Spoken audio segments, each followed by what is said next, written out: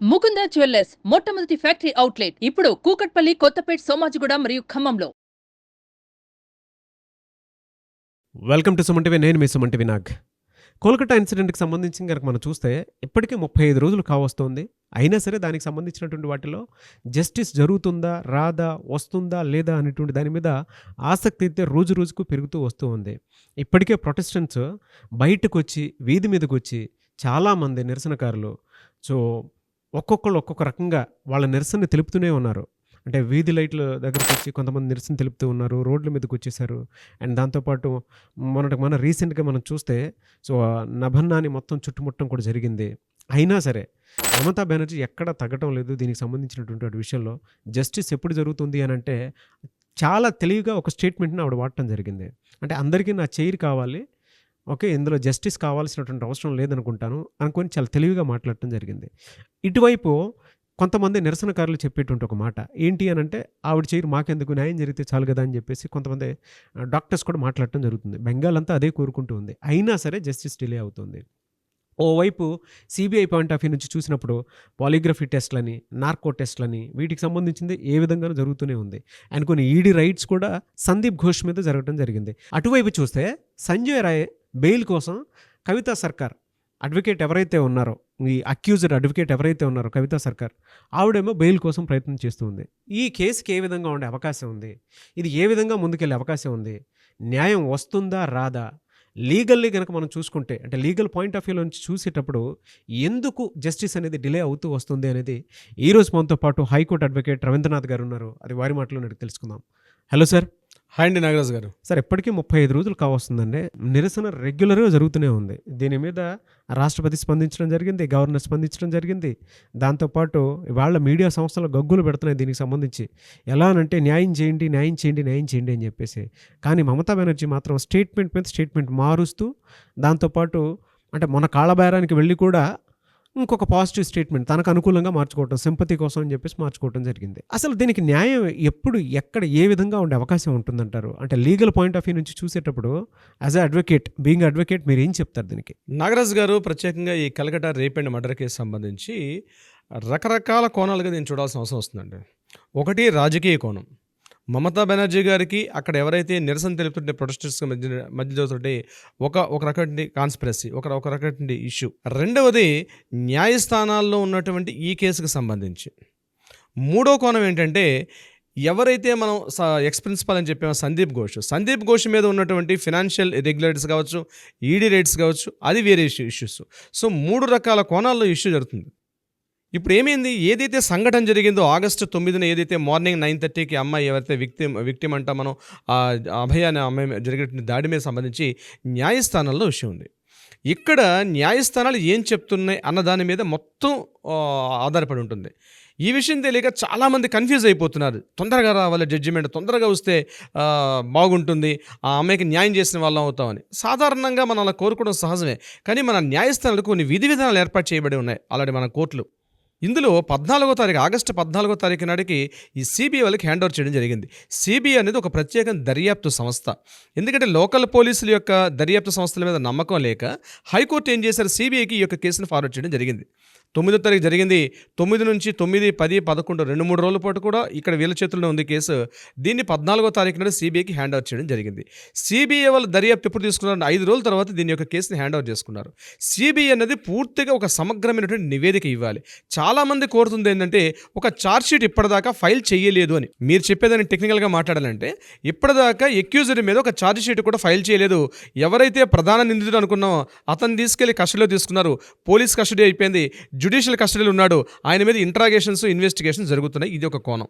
అయితే దర్యాప్తు సంస్థ సిబిఐ ఇప్పటిదాకా ఛార్జ్షీట్ ఎందుకు ఫైల్ చేయలేదు, దీని మీద చాలా ప్రెషర్ స్టార్ట్ అయింది సిబిఐ అనేటువంటి వ్యవస్థ మీద. ఇక్కడ సిబిఐకి ఉన్నటువంటి ఇక్కడ 2 రకాలుగా ఉంటాయి. సిబిఐ చేసే కేసెస్ హినియస్ అఫెన్సెస్ అంటారు, రెండోది నాన్ హినియస్ అఫెన్సెస్ అంటారు. అంటే హినియస్ అంటే అతి తీవ్రమైన నేరాలు, సాధారణ నేరాలుగా 2 రకాలుగా పరిగణిస్తారు వాళ్ళకు వచ్చినటువంటి కేసులను, వాళ్ళ దగ్గర వచ్చినటువంటి ఇష్యూస్ని. తీవ్రమైన నేరాలు అంటే ఏంటి అంటే, ప్రత్యేకంగా హత్య, ముఖ్యంగా అత్యాచారాలు కానీ, అలాగే టెర్రరిజం సంబంధించింది కానీ, లేకపోతే పెద్ద ఆర్థిక నేరాలు, పెద్ద పెద్ద స్కామ్లు, ఫైనాన్షియల్ స్కామ్స్, వీటిని హినియస్ అఫెన్సెస్ అంటారు. అది తీవ్రమైన నేరాలుగా పరిగణిస్తారు. నాన్ హినియస్ అంటే జస్ట్ ఒక పెట్టి కేసెస్ కానీ, చిన్నవి అంటే మామూలు స్మాల్ స్కేల్ ఇష్యూస్ని అతి సాధారణంగా దీన్ని డివైడ్ చేస్తారు. ఈ హినియస్ కేసెస్లో ఎలా ఉంటుందంటే వీళ్ళకి 90 days టైం ఉంటుంది. వీళ్ళకి సిబిఐ వాళ్ళు ఒక ఛార్జ్ షీట్ ఫైల్ చేయడానికి 90 రోజుల టైం ఉంటుంది. అంటే వాళ్ళ కేసు టేకప్ చేసినప్పటి నుంచి 90 రోజుల అంటే 3 months ఆఫ్ టైం ఉంటుంది. ఈ 3 monthsలో వాళ్ళు ఎప్పుడైనా ఛార్జ్ షీట్ ఫైల్ చేయొచ్చు. అంటే ఇక్కడ మరలా డౌట్ వస్తుంది, మరి 3 months పాటు ఫైల్ చేయాలంటే మరి నిందితులు తప్పించుకుంటారు కదా సార్, రకరకాల మన టెక్నికల్ పారామీటర్స్ వస్తుంది. లేదు, ఇక్కడ ఏమవుతుందంటే ఛార్జ్ షీట్ ఫైల్ చేయడం అనేది ఒక సమగ్రమైన రిపోర్ట్ అనమాట. ఈ కేసుకు సంబంధించి ఎవరెవరు నిందితులున్నారు, ఆ నిందితుడు హత్యకు సంఘటనా స్థలంతో మొదలుకొని ఏ రకమైన పరిస్థితుల్లో అతను ఈ సంఘటన చేయాల్సి వచ్చింది, ఇందులో ఎవరెవరు ఇన్వాల్వ్మెంట్ ఉంది, మొత్తం సమగ్రమైన నివేదిక ఉంటుందన్నమాట. దీనికి సపోర్టింగ్ సాక్ష్యాలు అంటే భారతీయ న్యాయ వ్యవస్థ చట్టం మొత్తం కూడా సాక్ష్యాల మీద ఆధారపడి ఉంటుంది. సాక్ష్యాల మీదే మొత్తం భారతీయ న్యాయ వ్యవస్థ ఆధారపడి ఉంటుంది. మన కంటికి కనిపిస్తున్నప్పుడు కూడా సాక్ష్యాధారం లేకపోతే ఆ కేసు నీరుగారిపోయే అవకాశం ఉంటుంది. ఇది నిజంగా జరుగుతుంది న్యాయస్థానంలో. సాక్ష్యానికి ముఖ్యంగా ఆ యొక్క కేసుకి సాక్ష్యం అనేది బలమైన సాక్ష్యాలు ఉండాలి. అందుకని దర్యాప్తు సంస్థలు ఏం చేస్తాయంటే వీలైనంత వరకు సమగ్రమైన సాక్ష్యాలు సేకరించే ప్రయత్నం చేస్తాయి. ఒక్కొక్కసారి ఈ సాక్ష్యాలు DNA రిపోర్ట్స్ కావచ్చు, పాలిగ్రాఫ్ టెస్టులు కావచ్చు, నార్కోటిక్ టెస్టులు కావచ్చు, ఎన్ని రకాలు వీలైతే అన్ని రకాల కోణాల్లో దాన్ని పూర్తిగా ఒక సమగ్ర అంటే ఏ చిన్న hair line point of evidence కూడా మిస్ కాకుండా చూసే పని సిబిఐ వాళ్ళకి. ఇక్కడ వీళ్ళు తొందరపాటు పడి కానీ ఛార్జ్ షీట్ ఫైల్ చేశారనుకోండి పొరపాటున కోర్టులో ఫైల్ చేసినప్పుడు ఏమవుతుందంటే ఛార్జ్ షీట్ ఫైల్ చేసి అక్కడ ఉన్నటువంటి జడ్జిలు ఈ యొక్క సాక్ష్యాలని వాళ్ళు యాక్సెప్టెన్స్ అంటే రూల్ ప్రకారం అక్కడ కానీ కాంట్రాడిక్టర్గా ఉన్నటువంటి సాక్ష్యాలు కానీ సేకరించినట్లయితే ఇమ్మీడియట్గా సెకండ్ ప్రాబ్లం వచ్చేది, ఎవరైతే అక్యూజ్డ్ ఉంటాడో నిందితుడికి ఇమ్మీడియట్గా బెయిల్ ఇచ్చే అవకాశం వస్తుంది.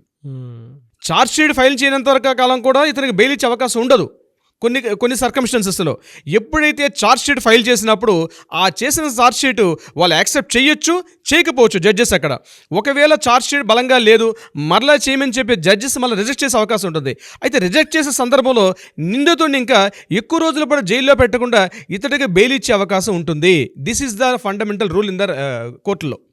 సో ఈ కేసులో కానీ తొందరపాటు పడి అంటే ఇప్పుడు జరుగుతున్న సంఘటన కానీ మనం ఈ రూల్ని అప్లై చేస్తే ఇప్పుడు ఏదైతే ఈ కేసుకు సంబంధించి ఈ కలకట్ట ఈ అక్యూజ్డ్ సంజయ్ రేస్ సంబంధించి ఉందో తొందరగా సిబిఐ వాళ్ళు సాక్ష్యాలు నమోదు చేసి ఛార్జ్ షీట్ ఫైల్ చేసేసారు అనుకోండి తొందరపాటుగా. ఒకవేళ అక్కడ సాక్ష్యాలు అనుకున్నట్టుగా లేక ఏవైనా ఇంటరప్ట్ అయినా కొంచెం కాన్ఫ్లిక్ట్ ఉన్న ఇటువంటి సందర్భాల్లో నిందితుడి మీద ఇమీడియట్గా కవిత సర్కార్ ఏం చేస్తారంటే బెయిల్కి అప్లై చేసే అవకాశం ఉంటుంది. బెయిల్ అప్లై చేసే మళ్ళీ నిందితుడు బయటికి వెళ్ళాడంటే ఇమ్మీడియట్గా మళ్ళీ సాక్ష్యాలను తారుమారు చేసే అవకాశం ఉంటుంది. మళ్ళీ దీని మీద చాలా కాంట్రాడిక్ట్ వచ్చి ఈ కేసు ఇంకా లెంగ్తీ అయ్యే అవకాశం ఉంటుంది. సో అందుకని సిబిఐకి 90 రోజుల గడువు ఉంటుంది, మ్యాక్సిమం లిమిట్ 90 రోజుల వరకు టైం ఉంటుంది. అంటే ఆగస్టులో జరిగింది కాబట్టి ఆగస్ట్ 8 నుంచి September to October to November 8 వరకు ఛార్జ్ షీట్ చేసే అవకాశం సిబిఐ వాళ్ళకు ఉంది. ఇది తెలుసుకోవాల్సింది ప్రాథమికంగా. అంటే మనం మీడియా ద్వారా మాకు అవకాశం దొరికింది కాబట్టి అసలు లీగల్గా జరుగుతున్న విషయాలు మీకు తెలియపరుస్తున్నాం నాగరాజు గారు దీనికి సంబంధించి. సో 90 days టైం ఉంటుంది. ఈలోగా ఏమవుతుంది, ఇక్కడ ప్రొటెస్ట్లు ఎవరైతే చేస్తున్నారో వీళ్ళు తొందరగా జడ్జిమెంట్ కావాలి, తొందరగా జస్టిస్ కావాలనుకుంటున్నారు. అయితే ప్రభుత్వం ఒక పని చేయొచ్చు. దీంట్లో ఏ రకంగా పని చేయొచ్చు, ఒకవేళ దర్యాప్తు సంస్థలు ఏర్పాటు చేసేది ఎవరు, ప్రభుత్వం ఏర్పాటు చేస్తుంది. న్యాయ వ్యవస్థ మీద ప్రభుత్వానికి ఎటువంటి అజమాయిషీ ఉండదు. అయితే ఒకవేళ ఈ కేసు డిలే అవుతున్న సందర్భంలో ప్రభుత్వ పరంగా ఒక చిన్న క్లాజ్ ఉంది. యాజ్ ఎ బీయింగ్ ఎన్ అడ్వకేట్గా మాకు అర్థమవుతుంది. మేము చేయొచ్చు, చెప్పండి, మేము సజెస్ట్ చేయొచ్చు కోర్టుకి, అంటే ప్రభుత్వానికి సజెస్ట్ చేయొచ్చు. ఏంటని ఒక ప్రత్యేక ప్రాసిక్యూటర్ని ఏర్పాటు చేయొచ్చు. ఒక ప్రత్యేక ప్రభుత్వం ఇప్పుడున్నటువంటి సిబిఐ అడ్వకేట్స్ అక్యూజ్డ్ ఇప్పుడు డిఫెన్స్ అడ్వకేట్స్ కాకుండా ఒక ప్రత్యేకమైన ఒక ప్రాసిక్యూటర్ని ఏర్పాటు చేసే అవకాశం ఉంటుంది. ఈ ప్రాసిక్యూటరు కోర్టులకి రిప్రజెంటేషన్ చేస్తూ తొందరగా త్వరితగతిన ఈ యొక్క జడ్జిమెంట్ రావడానికి కోసం ఇతను ప్రయత్నం చేసే అవకాశం ఉంటుంది. మమతా బెనర్జీ గారు ఆ చిన్న లీగల్ పాయింట్ ఎందుకు మిస్ అవుతున్నా అర్థం కావట్లేదు. ఆవిడ ఈ కీ పాయింట్లో వెళ్ళగలిగితే కొంతవరకు ప్రజలకు నమ్మకం కలుగుతుంది. న్యాయ వ్యవస్థ అనేది ఒక ప్రత్యేకమైన వ్యవస్థ, జ్యుడిషియరీ, దాని మీద ఎవరి ఇన్ఫ్లుయెన్స్ పని చెయ్యదు 100%. కానీ ప్రభుత్వం కొంతవరకు ఏం చేయొచ్చు, దర్యాప్తు సంస్థ ఇన్ఫ్లుయెన్స్ తెలియదు కాబట్టి సాక్ష్యాలు తారుమారు అవ్వకుండా ఈ ఇష్యూ మీద ఒక ప్రత్యేక ప్రాసిక్యూటర్ని, ఒక స్పెషల్ ప్రాసిక్యూటర్ని ఏర్పాటు చేసే అవకాశం ఉంటుంది. అతను టోటల్గా ఈ ప్రభుత్వానికి ఈ దర్యాప్తు సంస్థలకి ప్రజలకి ఒక అనుసంధానకర్తగా రిప్రజెంటేషన్ చేసే అవకాశం అయితే ఉంటుంది. బట్ అటువంటి చర్యలు తీసుకున్నట్టుగా మమతా బెనర్జీ గారు మనకు కనిపించట్లేదు. ఇది ఒక కారణం కాకుండా మమతా బెనర్జీ గారు తీసుకున్నటువంటి కొన్ని చర్యలు మనం న్యాయ వ్యవస్థ పరంగా చెప్పడం జరిగింది. దీనికి సంబంధించిన కేసు ఎలా నడుస్తుంది ఏంటనేసి. దీనివల్ల నేను ప్రజలకు చెప్పేది ఏమిటంటే, ఈ యొక్క వేదిక ద్వారా తొందరగా కావాలని మీకు ఉంటుంది, నాకు ఉంటుంది, నాగరాజు గారు ఎంత తొందరగా వీలైతే తొందరగా రావాలి. కానీ తొందరపాటుతనంతో మనం తొందరగా చర్యలు చేయడం వల్ల మన న్యాయ వ్యవస్థ గురించి ఏదైతే ఫ్రేమింగ్ ఉంటుందో ఆ రూల్స్ ప్రకారం నిందితులు తప్పించుకునే అవకాశం ఉంటుంది. అంతేకాకుండా మరొక కీ పాయింట్ కూడా ఉంది ఇంట్లో. ఈ యొక్క కేసు కేవలం ఏదో హత్య జరిగింది, అత్యాచారం, కొన్ని కేసులు ఉంటాయి చూడండి, వస్తారు అత్యాచారం చేస్తారు ఆ సంఘటన. కానీ ఇది అలా లేదు. దీంట్లో ఏమైంది, సందీప్ ఇది ఒక ప్రభుత్వ కాలేజీలో జరిగింది. ఆ ప్రభుత్వ కాలేజీ ప్రిన్సిపాల్ కూడా దీంట్లో ఇన్వాల్వ్మెంట్ అయి ఉన్నాడా లేదా అన్నది అది మనకి ఇంకా ఇన్ఫర్మేషన్ రాలేదు. అతని మీద కొన్ని దర్యాప్తు సంస్థలు పనిచేస్తున్నాయి. అది ఏది ఫైనాన్షియల్ ఇర్రెగ్యులారిటీస్ కానీ లేకపోతే అక్రమాస్తులు. ఈ అక్రమాస్తులు ఈ ఫైనాన్షియల్ ఇర్రెగ్యులారిటీస్ మీద కూడా దీని మీద ఏమైనా ఇంపాక్ట్ ఉందా? ముఖ్యంగా ఎవరైతే ఈ అభయ అనుకున్నామో ఈ అభయకి ఏమైనా తెలుసు అంటే అక్కడ హ్యూమన్ ట్రాఫికింగ్ కావచ్చు, లేకపోతే అవయవాల మార్పిడి కావచ్చు, చాలా సంఘటనలు జరుగుతున్నాయి, చాలా రూమర్స్ అయితే ఉన్నాయి. అవి అధికారికంగా నిర్ధారించాలి. వాళ్ళు ప్రతిదీ నిర్ధారించి ఛార్జ్షీట్ ఫైల్ చేయాలి దీని మీద. సో వీళ్ళు ఏం చేస్తున్నారు, వీటితో కూడా ఇంటర్లింక్ అయి ఉంటాయి ఇవన్నీ కూడా. అవన్నీ బహుశా నాకు తెలిసి ఈ సిబిఐ డిపార్ట్మెంట్ ఆఫీసర్స్కి రోజుకి 15 గంటలు పనిచేసిన టైం సరిపోదండి. 15 గంటల పాటు పనిచేస్తున్నప్పుడు కూడా టైం సరిపోదు. ఎందుకంటే టైం దగ్గర అయిపోతుంది. ఆల్మోస్ట్ జరిగిపోయి ఆల్మోస్ట్ 35 డేస్ అయిపోయింది. ఇంకా మహా అయితే ఇంకొక 55 డేస్ కన్నా ఎక్కువ లేదు వాళ్ళ టైం. సో ఎంత తొందరగా వాళ్ళు ఫైల్ చేయాలి. తొందరగా ఫైల్ చేయడం వల్ల అక్యూజ్డ్ బయటికి వెళ్ళే అవకాశం ఉంటుంది. తొందరగా ఫైల్ చేయకపోతే ప్రజల నుంచి ఒత్తిడి ఉంది. ఏదని బట్టి కూడా చాలా హెవీ స్ట్రెస్తో పనిచేస్తున్నాయి దర్యాప్తు సంస్థలు. జ్యుడిషియరీ వ్యవస్థ నేను ప్రతి మినిట్ మేము దగ్గరగా చూస్తున్నాం కాబట్టి మాకు విషయం అర్థమవుతుంది. ఇతని మీద ఎఫ్ఐఆర్ బుక్ అవ్వకపోవడానికి కారణం ఏమేంటంటారు మరి? అంటే సందీప్ ఘోష్ మీద ఈ రోజుకి ఈ కేసుకి సంబంధించినటువంటి వాటిలో చిన్న ఎఫ్ఐఆర్ కూడా బుక్ అవ్వలేదు. ఈడీ రైట్స్ జరుగుతున్నాయి. అంటే apart from this case everything is happening, but ఈ ఎఫ్ఐఆర్ మాత్రం బుక్ అవ్వట్లేదు. దీని మీద మీరు అడిగే క్వశ్చన్ 2 రకాలుగా సమాధానం నాకు అనిపిస్తుంది. జ్యుడిషియరీ వ్యవస్థలో ఏంటంటే ఎఫ్ఐఆర్ నమోదు చేయకపోవడం అనేది ముఖ్యంగా ప్రత్యేక దర్యాప్తు సంస్థలకి. లోకల్ పోలీసు అయితే ఎఫ్ఐఆర్ నమోదు చేయాలి. ఈ సిబిఐ లాంటి ప్రత్యేక దర్యాప్తు సంస్థలకి ఎఫ్ఐఆర్ నమోదు చేయకుండా కూడా వాళ్ళు కేసును ఇంటరాగేట్ చేసి ఇన్వెస్టిగేషన్ చేసే రైట్స్ ఉన్నాయి వాళ్ళ క్లాజెస్లో. This is number 1 point. FIR అవసరం లేదు. అయితే ఎఫ్ఐఆర్ చేయాలి. ఎఫ్ఐఆర్ ఎందుకు చేసి ఉండకపోవచ్చు అంటే, ఒకవేళ వీళ్ళ మీద ఎఫ్ఐఆర్ చేయడం వల్ల సాక్ష్యాల మీద ఇన్ఫ్లుయెన్స్ ఉండే అవకాశం ఉంటుంది. అంటే ఇంత లీగల్ టెర్మినాలజీ స్థలం అని తెలియకపోవచ్చు. దీని మీద డైరెక్ట్గా ఇండైరెక్ట్గా కొంతమంది ఇన్వాల్వ్మెంట్ అయి ఉండొచ్చు. ఒకవేళ ఎఫ్ఐఆర్ నమోదు చేయడం వల్ల దీనికి సంబంధించిన కొంతమంది వ్యక్తులు ఇన్ఫ్లుయెన్స్ చేసి వాళ్ళు తప్పించుకునే అవకాశం ఉండే అవకాశం కూడా ఉండొచ్చు. నేను పూర్తిగా ఒక న్యాయ వ్యవస్థగా మాట్లాడుతున్నాను ఇక్కడ. నేను మీతో మాట్లాడేది కామన్ మ్యాన్గా మాట్లాడలేదు. బీయింగ్ అడ్వకేట్గా లీగల్ ప్రొసీడింగ్స్ మాట్లాడుతున్నాను. సో వాళ్ళు తప్పించుకునే అవకాశం ఉంది కాబట్టి ఆల్రెడీ కస్టడీలో తీసుకున్నారు. పోలీస్ ఇంటరాగేషన్లు అవుతున్నాయి, సిబిఐ ఇంటరాగేషన్స్ అవుతున్నాయి, at the same time judicial custody అవుతుంది. ఎఫ్ఐఆర్ అనేది ప్రధానంగా కీలకమే. కానప్పుడు కూడా ఈ దర్యాప్తు సంస్థలకి అది లేకుండా కూడా దర్యాప్తు చేసే ప్రత్యేక అధికారం ఉంది కాబట్టి ఈ కేసుకు బహుశా చేసి ఉండకపోయిండొచ్చు. సో నాగరాజు గారు ఇది ఒక ప్రకారంగా జరుగుతుంటే, రెండవది రాజకీయ కోణంగా ఆలోచించినప్పుడు మమతా బెనర్జీ గారు తీసుకున్నటువంటి స్టెప్స్ మాత్రం చాలా తెలివిగా, ముఖ్యంగా ఈ గ్యాప్ని ఏదైతే ప్రజలు అంటే ముఖ్యంగా ఈ హెల్త్ వర్కర్స్ ఏదైతే ప్రొటెస్ట్ చేస్తున్నారో, టోటల్గా గడిచిన 35 రోజులుగా హెల్త్ వర్కర్స్ పబ్లిక్ యొక్క సింపతిని పొందారు. సో ప్రజలందరూ కూడా జూనియర్ డాక్టర్స్ కావచ్చు, హెల్త్ వర్కర్స్ సపోర్ట్గా ఉన్నటువంటిగా మీడియా కథనాలు మనకు కనిపిస్తున్నాయి. అయితే ఎప్పుడైతే తన ఇంటెలిజెన్స్ వర్గాలు ఒక విషయం తెలియపరిచారు, ఏమని, టోటల్గా మీ చేతి నుంచి గ్రిప్ పోతుంది, టోటల్గా వాళ్ళకి సపోర్ట్ వెళ్తుంది పబ్లిక్ అందరూ కూడా అని ఎప్పుడైతే తెలిసిందో, ఇప్పుడు ప్లేట్ ఫిరాయించారు మమతా బెనర్జీ గారు. తను ఇమీడియట్గా తన సెకండ్ స్టెప్ తీసుకున్నారు. తన రాజకీయ నీతిని చూపిస్తున్నారు. ఎలా అంటే ప్రజల సానుభూతి కావాలి ఫస్ట్ ప్రజల సానుభూతి లేకుండా ఏ నాయకులు ఏ పని చేయలేరు. ఈ విషయంలో ఆవిడకి చాలా వెన్నతో పెట్టిన విద్య. ఫస్ట్ ప్రజల్లోకి వెళ్ళిపోతారు ఆవిడ. ప్రజల యొక్క సింపతిని మొత్తం తను ప్రొటెక్ట్ చేసుకుంటారు. ఇందులో భాగంగా ఈ నిన్న తీసుకున్నాం ఒక చర్య ఏంటంటే, ఎవరైతే ఈ జూనియర్ డాక్టర్స్ ఈ యొక్క సమ్మెలో ఉన్నప్పటి నుంచి 35 రోజుల్లోగా వీళ్ళు ఒక సంఘాన్ని ఏర్పాటు చేసుకున్నారు. తృణమూల పార్టీ కాంగ్రెస్లోనే ఒక సంఘం ఏర్పాటు చేస్తారు. చూడండి ఎంత తెలివిగా స్టెప్స్. ఇది ఎప్పుడైతే స్టార్ట్ అయిందో బిఫోర్ స్టార్ట్ చేశారు. ఆ సంఘం ఏంటి, ఇంటలెక్చువల్స్ ఫోరం అని ఒక ఫోరం ఏర్పాటు చేసి ఎప్పటి నుంచి ఈ సమ్మెలో స్టార్ట్ అయినప్పటి నుంచి ఇప్పటిదాకా సుమారుగా 29 మంది చనిపోయారని, సుమారుగా 7 లక్షల మంది సరైన వైద్యం అందక చాలా ఇబ్బందులు పడుతున్నారని ఎప్పుడైతే గుర్తించారో, ఆ 29 మంది యొక్క చనిపోయిన బంధువులకి వీళ్ళు రాష్ట్ర ప్రభుత్వం తరపున ఎక్స్గ్రేషియా 2 లక్షల రూపాయలు ప్రకటించడం జరిగింది. ఇది కేవలం ఇనీషియల్ అమౌంట్ అని చెప్పారు. మళ్ళీ ఎక్స్గ్రేషియా ఇస్తూ కూడా టోటల్ అమౌంట్ అంతని చెప్పలేదు. 2 లక్షల రూపాయల అమౌంట్ ఇస్తూ వాళ్ళ యొక్క సానుభూతిని పొందే ప్రయత్నం చేశారు. దానికి హై పబ్లిసిటీ చేసుకుంటున్నారంటే మెల్లగా ప్రజల నుంచి సానుభూతి, అంటే ప్రజల నుంచి ఈ జూనియర్ డాక్టర్ల యొక్క విషయాన్ని పక్కన నడిపించేసి టోటల్గా మమతా బెనర్జీ గారు అనే వ్యక్తి చాలా ట్రాన్స్పరెంట్గా ఉన్నారు, చాలా నిజాయితీగా ఉన్నారు, తాను ఎంతో నిబద్ధత ఒక రాజకీయ నాయకులని ప్రూవ్ చేసుకున్న ప్రయత్నంలో మమతా బెనర్జీ గారు ఆల్మోస్ట్ మోర్ దాన్ 60% దాటేశారని చెప్పవచ్చు నాగరాజు గారు. గడిచిన 4 రోజులు జరిగిన సంఘటనలు ముఖ్యంగా ఎప్పుడైతే వీళ్ళకి చర్చలకు పిలిచారో ఆ చర్చల్లో ఆవిడ 2 గంటల సేపు ఆ ఉన్న ఇమేజెస్ బయటకు వెళ్ళడం, ప్రజల్లో కామన్ మ్యాన్కి ఏముంటుంది, సింపతి అంటే అంత పెద్ద నాయకురాలు 2 గంటల సేపు వీళ్ళకి పిలుస్తున్నా వీళ్ళకి ఎందుకు వెళ్ళట్లేదు, ఈ విషయాలు తెలియవు. అవి ట్రాన్స్పరెన్సీ కావాలి, లైవ్ టెలికాస్ట్ కావాలి, వీటి గురించి పబ్లిక్ ఆలోచించకుండా నేను ఇంత వెయిట్ చేశాను 2 గంటల సేపు అని ఆ ఇమేజెస్ బయటకు రావడంతో ప్రజల్లో నేను ఒక సర్వేలు తెలిసిందంటే మమతా బెనర్జీకి మొన్నటిదాకా పడిపోయే గ్రాఫ్ రేట్ ఏదైతే ఉందో గ్రాఫ్ రేట్ సడన్గా ఆవిడకి మళ్ళీ వేవ్ లెంగ్త్ పెరిగిందని, తొందరలోనే ఆవిడకి గ్రాఫ్ రేట్ మళ్ళీ 80-90% రాగానే ఆవిడ మళ్ళీ స్టేబుల్ అయ్యే అవకాశం కూడా ఉంది. అయితే ఇదంతా కూడా సెంట్రల్ గవర్నమెంట్ ఇంటెలిజెన్స్ రిపోర్ట్ వాళ్ళు చూస్తున్నారు. దీనికి సంబంధించి ఇది రాజకీయ కోణం, దీనికి సంబంధించి అంతా కూడా.